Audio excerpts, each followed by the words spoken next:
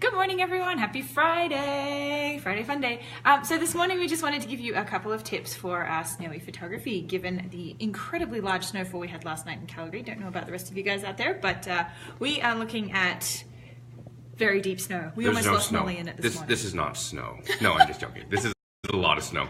So we just wanted to provide some tips for how to best capture in snow. So we actually took our two dogs outside yesterday in the snow. We got some great photos. So I'm going to upload those a little bit later today. But here's a couple tips that you can improve your photos for snowy Friday or snowy Saturday or snowy Sunday and so on and so forth. Or snowy rest of the winter. That's how it feels like at the moment. No, but a couple of things we wanted to talk to you about. So the first thing is that the snow, photographing in the snow tends to fool your camera. It's very, very white and it reflects a lot of light. So your camera always assumes that there's a lot more light available to it than what there actually is. So what you will notice is when you take your photograph on any kind of automatic setting, it's going to tend to be a little bit dark. So the best thing that we can suggest for that is just to use your exposure compensation in aperture priority, or just bump your exposure up a little bit higher. And what that's going to do is that's going to brighten everything up, and just you're going to be able to see more of the detail in there. So it's a really good idea. Yep. So something, if you have taken our Digital 1 course and you're not sure what exposure compensation is in aperture priority, that's okay. What you can do is you just choose manual. Remember, in Digital 1 we sort of teach you how to get to the middle of that light meter. Well, what you want to do is just bump it up.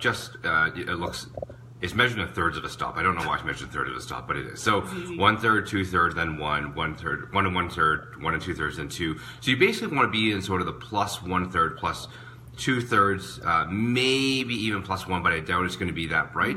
And that will help just iron out your photographs. Because it's interesting, because in really bright conditions, your photos are going to be like, in snow bright conditions, your photos, like Yana said, are going to tend to be underexposed. So it's a little trick we don't really tell our students, because we have to save some information for ourselves. But in this case, we're sharing it with you. So now you know.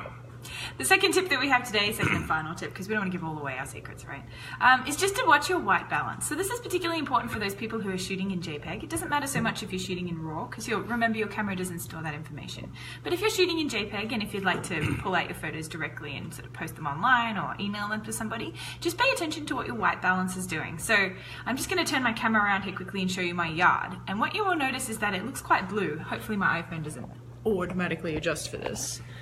Right, I don't know if you can see that. All right, there we go. So the snow looks very blue, right? And that's just a response to the sky being blue and the reflection and all things like that. So what you're going to want to do is you're going to want to just increase the warmth of your white balance a little bit. Okay, so that means picking something like a sunny or a shady day in the presets and just give it a go. Have a look. And I guess the biggest tip on that one is just pay attention to what's going on with your white balance, because it will make a huge difference for your editing it at the end of the day. Yeah, you can try it and see what it looks like. So it can be really blue or really gray or really orange, sorry.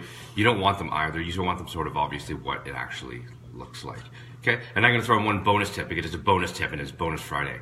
So the bonus tip is if you're doing pet photography or anything like that, you want your shutter speed to be you want the shutter speed to be pretty quick, really quick. So the other day I was shooting in manual, so if you're curious, the ratio is 85mm 1.8 ISO 100, but the shutter speed will coming back at around about 1/4000th of a second, which is sort of what you want to freeze snow as dogs jump through. So just a little tip. Again, I'm going to post those a little bit later today, and we hope you enjoy your Friday. And stay warm if you can. Good luck with the shoveling. Talk to you guys soon. Bye. Bye.